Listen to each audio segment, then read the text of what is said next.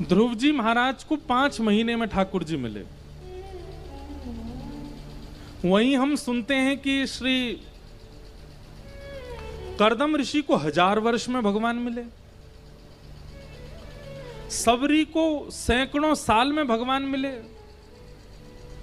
और यहां हमको सुनाई देता है कि ध्रुव जी महाराज को 5 महीने में ठाकुर जी मिल गए। और श्रीमद् भागवत में कथा आती है, एक महापुरुष को तो 2 घड़ी में भगवान मिल गए, 2 घड़ी 45 मिनट में। इसका मतलब क्या है? ठाकुर जी का कोई प्रोसेस एग्जैक्ट क्यों नहीं है कि कितना टाइम लगता है उनको मिलने में। कहीं पर 1000 साल निकल जाते हैं, कहीं पर 5 महीने में मिल जाते हैं, कहीं पर 2 घड़ी में ही मिल जाते हैं। और सुनो, 1000 साल बाद में छोड़ो, 2 घड़ी बाद में छोड़ो, 100 साल बाद में छोड़ो, परीक्षित, उसका तो जन्म ही नहीं हुआ, गर्भ में ही भगवान मिल गए, गर्भ में ही चले गए भगवान।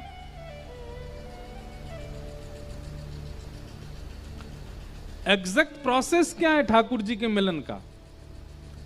वो मिनटों में मिलते हैं, घंटों में मिलते हैं, दिनों में मिलते हैं, महीनों में मिलते हैं, सालों में मिलते हैं, कल्पों में मिलते हैं, युगों में मिलते हैं। कब मिलते हैं ठाकुर जी? इसका स्पष्ट उत्तर केवल एक है, आपकी उत्कंठा पर निर्भर करता है कि ठाकुर जी कब मिलेंगे। उत्कंठा समझते हैं? व्याकुलता, ये मिलन की व्याकुलता। मीराबाई कहती हैं, दर्शन को मोहे चाव घनेरो, दर्शन को मोहे चाव घनेरो, कब मिल मीत सवेरा, हो कब मिल मीत सवेरा। दर्शन को मोहि चाव घनेरो। चाव मतलब एक्साइटमेंट। लिख लीजिएगा, आप जितने ज्यादा उत्कंठित हैं, जितने ज्यादा चाव में हैं, जितने ज्यादा एक्साइटेड हैं, उतनी जल्दी ठाकुर जी मिलेंगे। हां, परीक्षाएं बहुत होंगी, ये बात याद रखिए, विपरीतताएं बहुत आएंगी, रुकावटें आ सकती हैं, लेकिन अपने चाव को डगमगाने मत देना। नाम जब कम हो जाए और आपके साधन कम हो जाए, पर आपकी जो उत्कंठा है मिलने की, वो कम नहीं होनी चाहिए। ठाकुर जी के मिलन में उत्कंठा आवश्यक है।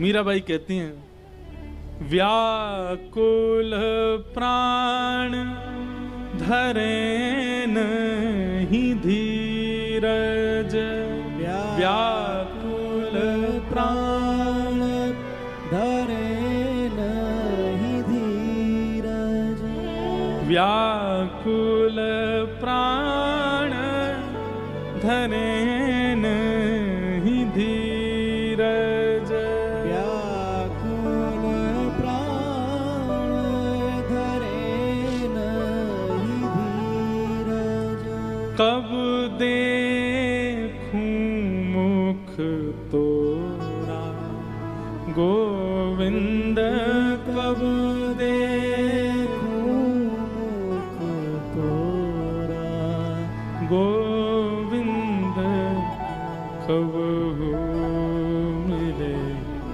पिया मोरा,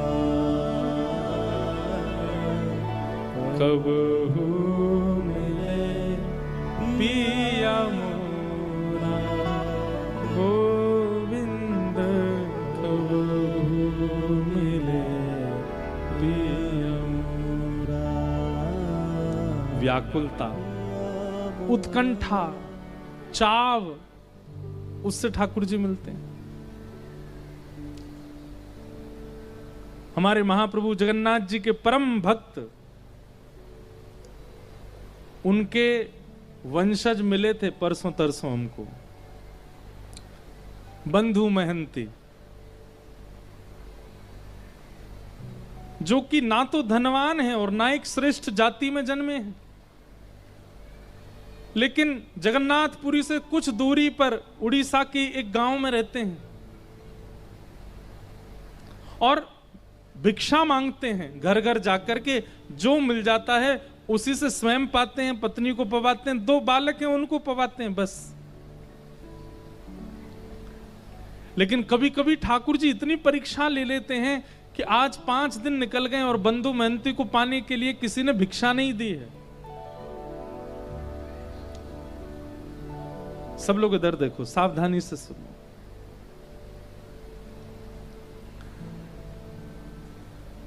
पत्नी व्याकुल है और पता क्या करते हैं, बंधु मेहनती का नियम है, भिक्षा लेकर के आते हैं घर घर से या बैठ जाते हैं रोड के किनारे, जो दे देता है उसको ला करके पत्नी बच्चे और स्वयं पा लेते हैं और पवाने के पीछे शर्त रखते हैं, क्या? पाने के बाद नाम जप करोगे, ठाकुर जी का स्मरण करोगे, भजन करोगे, कीर्तन करोगे, करताल बजा करके अपनी पत्नी बच्चों के साथ कीर्तन करते हैं। 5 दिन हो गए, अन्न नहीं पाया तो पत्नी बोली अब तो अन्न मिला नहीं तो फिर कीर्तन भी नहीं होगा। अन्न मिलेगा तो कीर्तन होगा ना, कुछ खाने को मिलेगा, पेट में जाएगा तभी तो स्वर निकलेगा, तभी तो ताल बजेगी, तभी तो नृत्य होगा, कीर्तन रुक जाएगा। अब बंधु मेहनती को इस बात की चिंता नहीं है कि अन्न नहीं मिल रहा है, उसको इस बात की चिंता कीर्तन नहीं करेगी। सब जगह जाते हैं, चरणों में गिर गिर करके कहते हैं कि मुझे कुछ दे दीजिए, कुछ घर में बनेगा, ठाकुर जी को निवेदित करेंगे तो फिर कीर्तन नहीं रुकेगा। लेकिन आज ठाकुर जी ने ऐसी परीक्षा ली बंधु मेहनती जी की कि सप्ताह निकल गया और किसी ने कुछ नहीं दिया।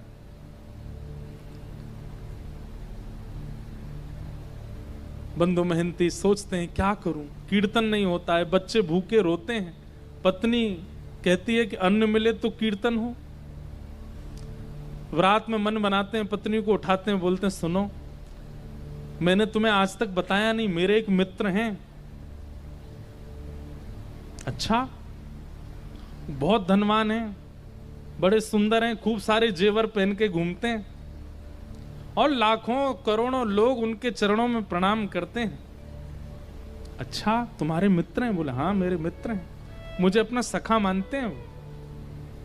क्या नाम है उनका? बोले मेरा और उनका एक जैसे ही नाम है, मेरा बंधु मेहनती नाम है, उनका दीन बंधु नाम है, उनका नाम दीन बंधु, हम दोनों मित्र हैं एक दूसरे के।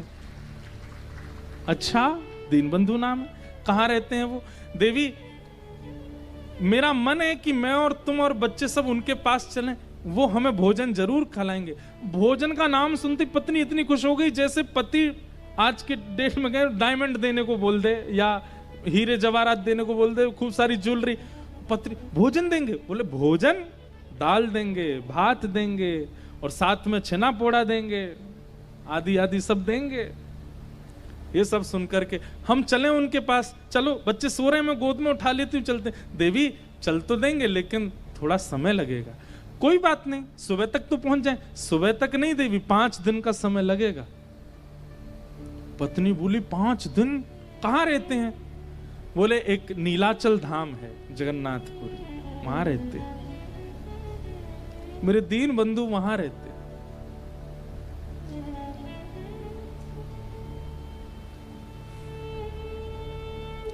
पत्नी से झूठ बोला है, मेरे मित्र हैं। कोई बात नहीं, हम सह लेंगे, लेकिन भोजन तो मिलेगा ना वहां पर? हाँ मिलेगा ना, मेरे मित्र हैं। भोजन की बात करती है, वो वस्त्र भी देंगे, अन्न भी देंगे, रहने को घर भी देंगे, चल। और अपनी पत्नी को लेकर के जा रहे हैं और रास्ते भर जगन्नाथ जी से प्रार्थना करते जा रहे हैं, हे महाप्रभु मुझे कुछ नहीं चाहिए, तो मेरी लाज बचाना। मैंने इसको बोला है कि आप मेरे मित्र हो, कहीं आप मित्र बनकर के नहीं मिले तो इसके मन में अविश्वास हो जाएगा, और इसके मन में अगर अविश्वास हुआ नाथ तो मैं क्या करूंगा। अब इसी बहाने से अपनी पत्नी बच्चों से कीर्तन कराते हैं। अब तो 3 ही दिन में पहुंच जाएंगे, कीर्तन करो। कीर्तन करते हैं, जबरदस्ती करवाते हैं, लेकिन ये भी बंधुओं एक प्रकार से भगवत भाव है कि आप स्वयं तो भगवत भजन करते हैं पर अपने मित्रों से और संबंधियों से भी भगवत भजन कराते हो, ये भी एक कृपा है।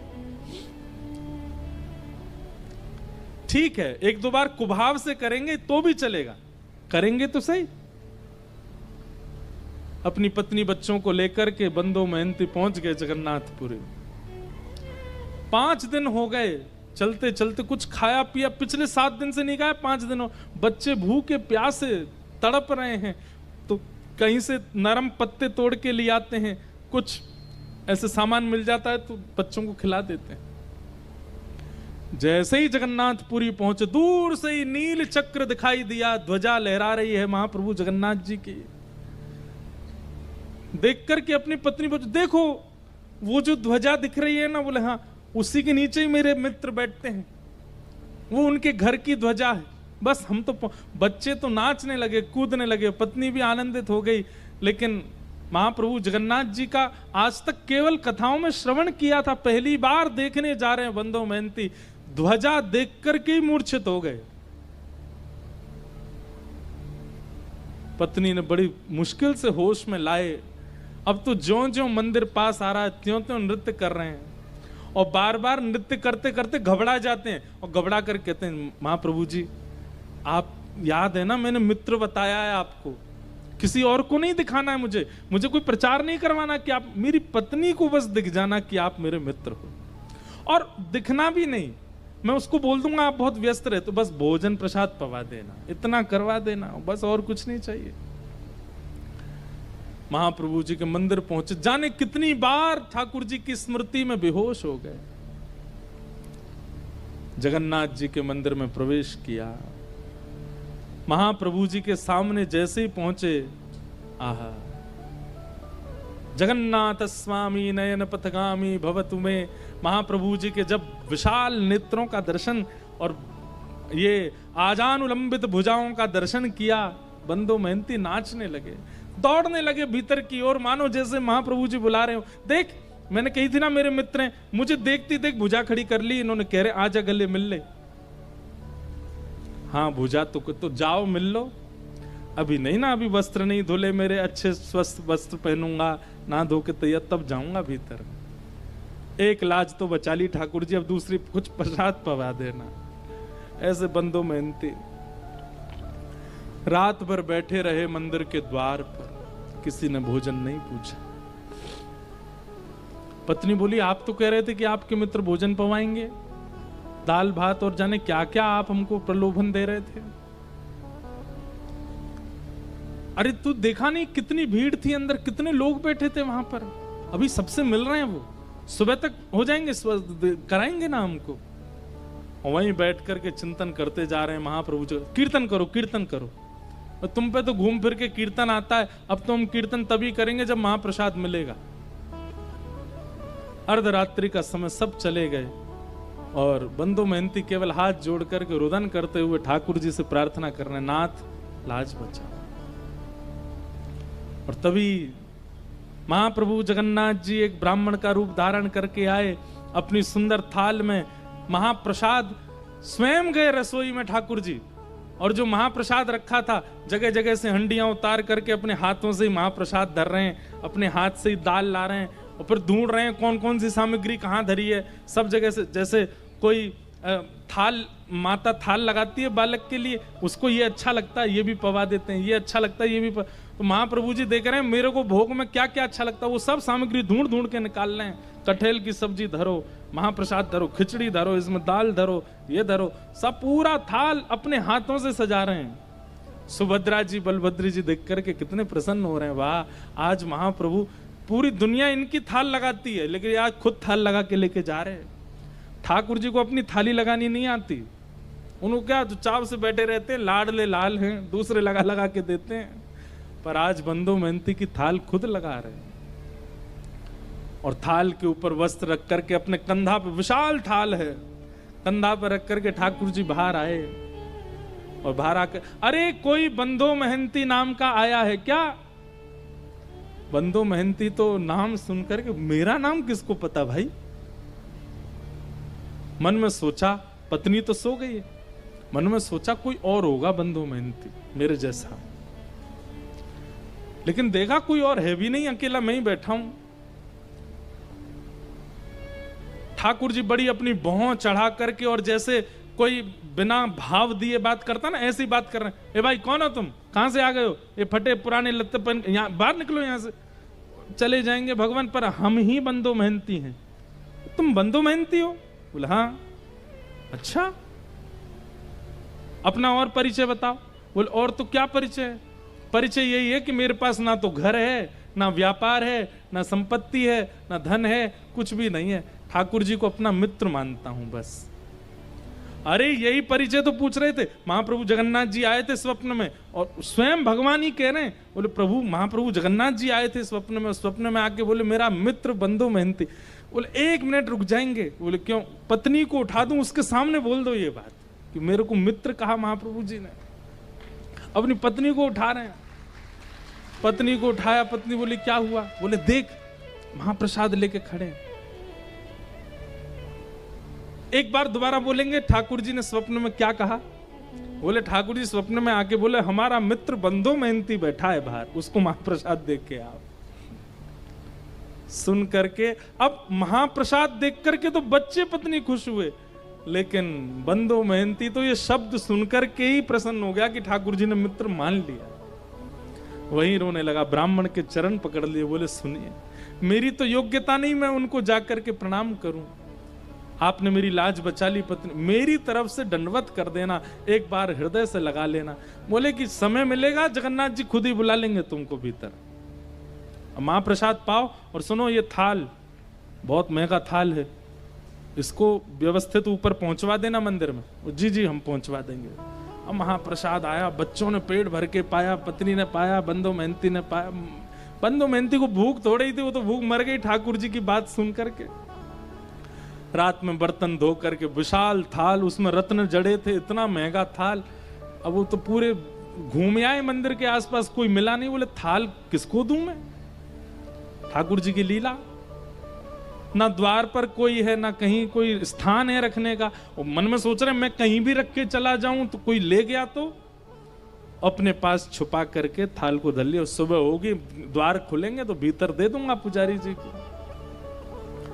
प्रातः काल होते ही महाराज मंदिर में हड़कंप मच गया। ठाकुर जी का थाल चोरी हो गया, ठाकुर जी का थाल चोरी हो गया। रसोई घर से दूसरी आवाज आने लगी। बोले क्यों? हंडियां फूटी पड़ी हैं, चावल बिखरे पड़े हैं, पता नहीं कौन भीतर घुसा था, सारी सामग्रियां फैला दी हैं। ठाकुर जी हैं, व्यवस्थित थोड़ी रहते हैं, यूं यूं उठा दिए होंगे सब सामान, गिर दी होंगी हंडी। हल्ला मचा, ढूंढने लगे, इतने में बंधु मेहनती के नेत्र खुले। ये अपनी थाल लेकर के मंदिर में ही पहुंच गए, और जैसे ही इनके हाथ में थाल देखी तो शरीर की अवस्था, वस्त्रों की अवस्था से लगता ही नहीं है कि इसके पास थाल। चोर ही मालूम पड़ रहा था। बिना पूछे बिना जाने ही मारपीट शुरू कर दी।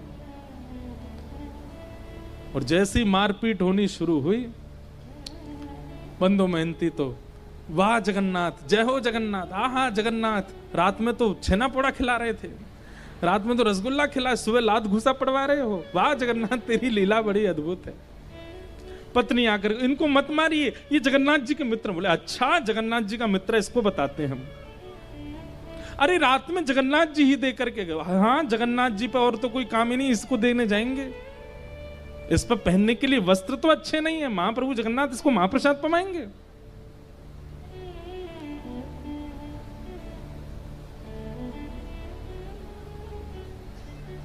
इतना मारा कि बंधु मेहनती बेहोश तो नहीं हुए, पर ठाकुर जी के ध्यान में चले गए। बोले नाथ आपकी लीला, श्रीमद् भागवत में गोपियां कहती हैं, मैवम विभोरहति भवान गदितम नृशंसम संत्यज्य सर्व विषयाम तव पाद मूलम।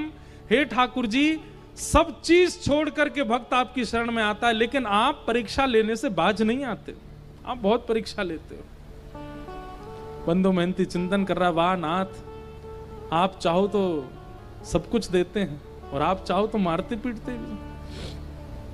ठाकुर जी तुरंत दैतापति राजा के स्वप्न में गए और कहे, बोले मेरा परम सखा बंधु मेहनती यार, तुम्हारे लोग उसको मार रहे हैं, अभी जाओ जाकर के उन लोगों को रोको और उन सबको बताओ। उनका दिमाग नहीं चलता, खुद वो स्वयं नहीं विचार कर सकते। जब मंदिर का ताला नहीं टूटा है, मंदिर के अंदर के सांकर तक नहीं खुली है, तो फिर भीतर से थाल बाहर कैसे चला गया?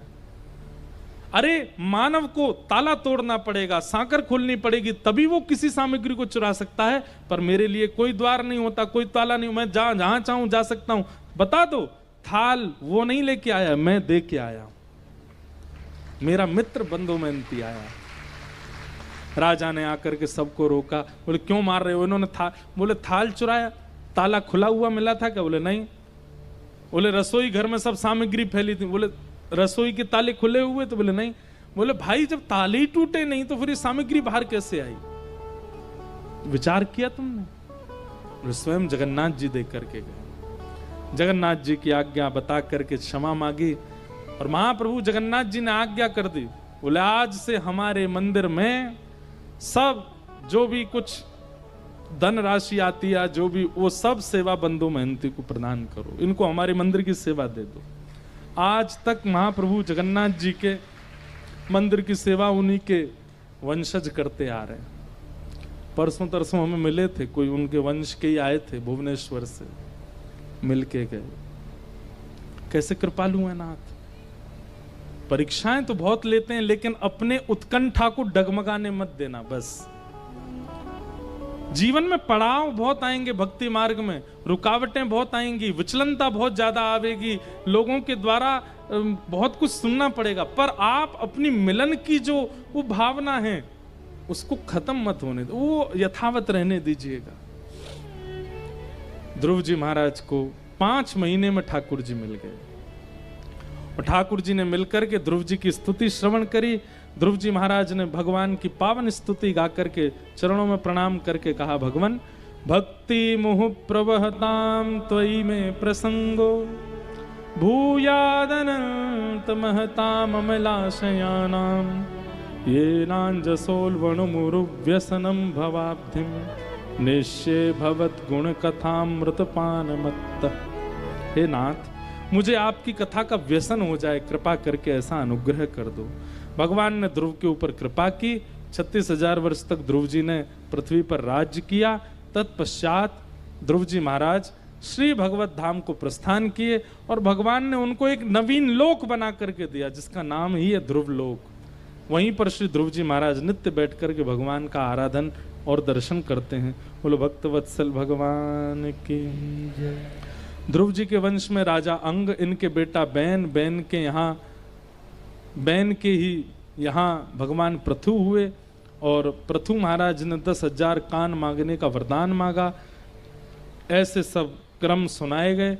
तत्पश्चात ऋषभदेव महाराज जी का चरित्र सुनाया, जिनके वंश में श्री भरत जी हुए, जो कि अपने तृतीय जन्म में भरत जी महाराज दूसरे जन्म में हिरण बने, तीसरे जन्म में जड़ भरत बन करके आए और रहुगण राजा को इन्होंने ज्ञान उपदेश किया।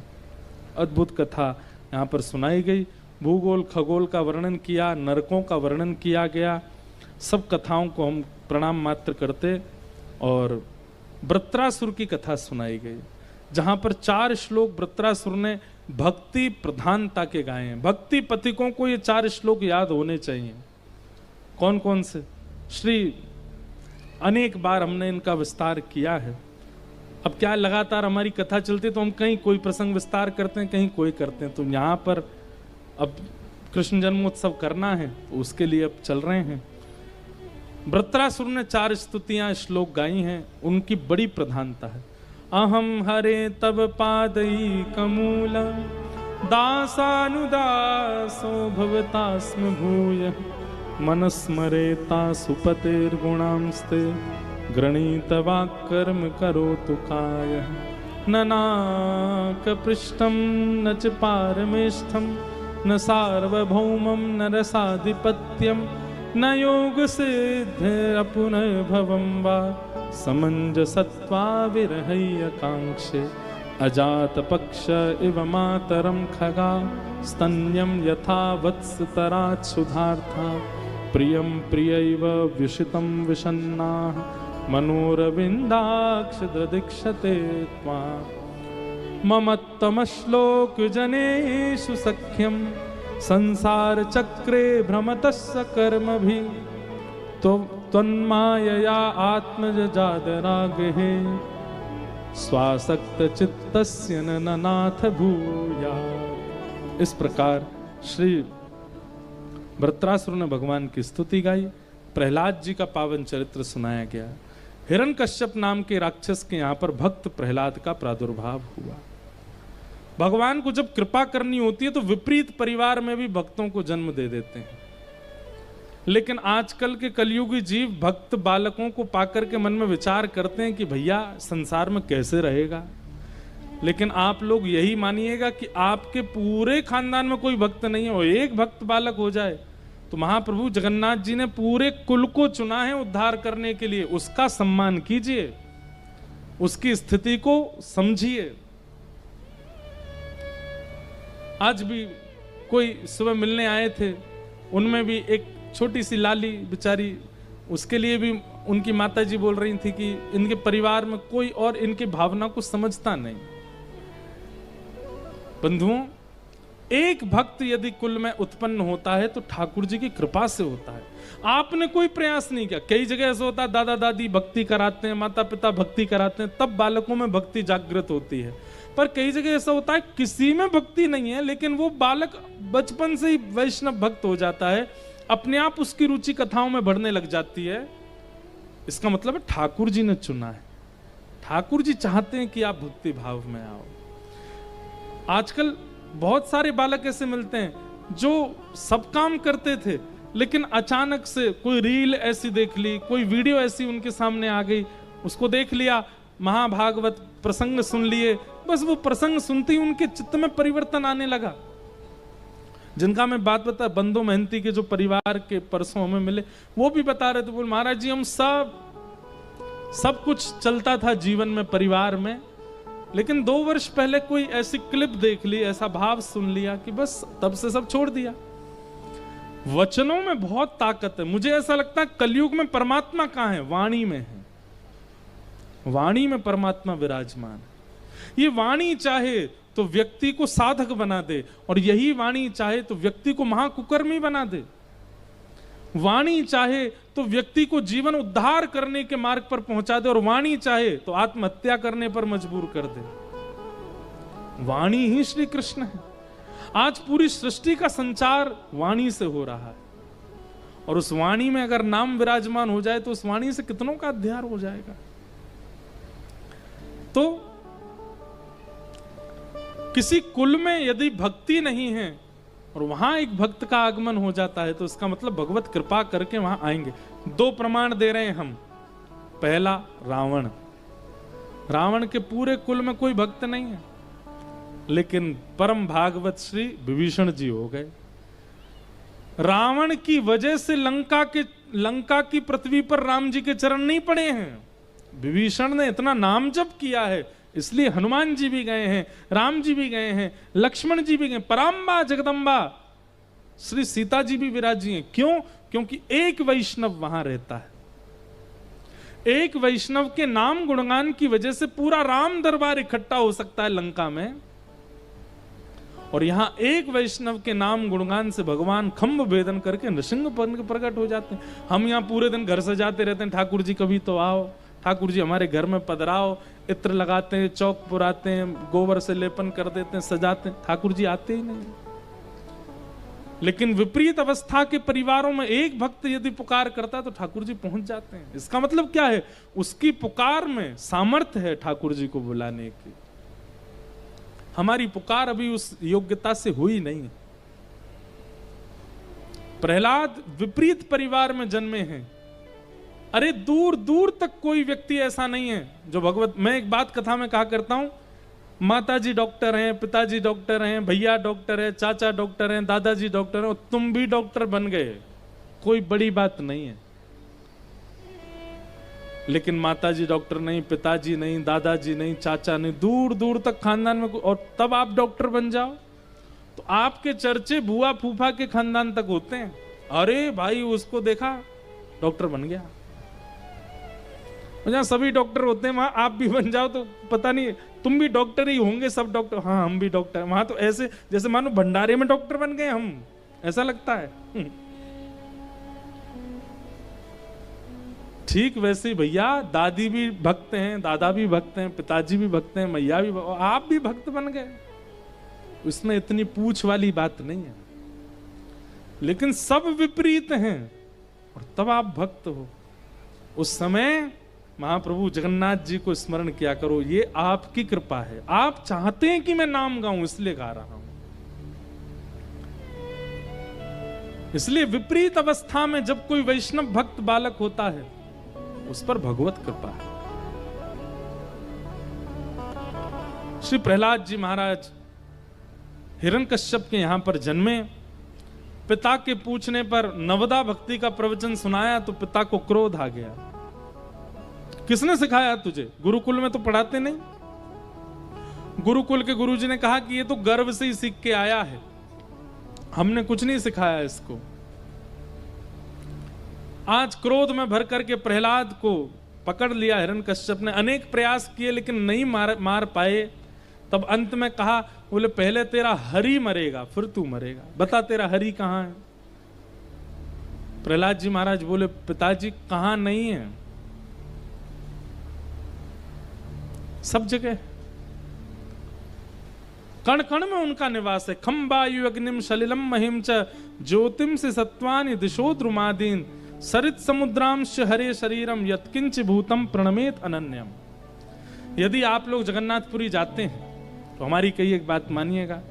महाप्रभु जगन्नाथ जी का दर्शन करो, विमला देवी का दर्शन करो, गोपीनाथ जी का दर्शन करो, लक्ष्मी मैया का दर्शन करो, और महाप्रभु जी के मंदिर के ठीक पीछे जहां एकादशी जी हैं वहीं ऊपर नृसिंह भगवान भी हैं, उनका भी दर्शन किया करो। दक्षिण द्वार के पास में जगन्नाथ जी के दर्शन का इतना प्रभाव है। वो क्रूर रूप में क्यों रहते हैं, ऐसे विशाल विकराल रूप में क्यों रहते हैं? ताकि हमारे भीतर प्रकट हुए आर्त, हमारे भीतर प्रकट हुए जो कुभाव हैं उनका नाश कर सकें। एक क्रोधी का जीवन में होना आवश्यक है। क्षमा कीजिएगा, जिस व्यक्ति के ऊपर कोई शासन करने वाला नहीं होता ना, स्वच्छंद होता है, वो बहुत जल्दी बिगड़ जाता है। लेकिन जिस व्यक्ति के ऊपर एक शासन करने वाला होता है, एक व्यक्ति ऐसा है जो उसको रोकेगा भी, टोकेगा भी, डांटेगा भी, उसके भय के कारण कई बुरे कामों से वो बच जाता है। परिवार में अगर एक व्यक्ति भी बड़ा डांटने वाला नहीं है तो बच्चों की बिगड़ने की संभावना बहुत ज्यादा है। सब लाड़ करते हैं, सब प्यार करते हैं, तो ऐसे घर के बच्चे ज्यादा बिगड़ैल होते हैं। ठीक वैसे ही हमारे राधारमण जी भी मीठे, हमारे राधा वल्लभ जी भी मीठे, जगन्नाथ जी भी मीठे, गोपीनाथ जी भी मीठे, सबरे ठाकुर तो मीठे। हमारे हृदय के बिगड़ने की संभावना बहुत ज्यादा है। इसलिए तब जाकर के नरसिंह भगवान का दर्शन किया करो। इनको देख करके तो हमारा मन सोच लेता है, ठाकुर जी एक बार पी लूं थोड़ी सी, आप तो परमात्मा हैं, आप तो बड़े प्यारे ठाकुर, मुझे क्षमा कर देंगे। एक बार थोड़ा सा कुछ खा लूं, एक बार मित्रों के साथ ऐसा कर लूं, क्या एक ही बार तो कर रहा हूं। लेकिन जब नृसिंह भगवान सामने आते हैं तब हमारा मन कहता नहीं भगवान नहीं करूंगा, आप जैसा कहेंगे वैसा। वो शासन के देवता हैं, हमारे मन को भयभीत कराते हैं।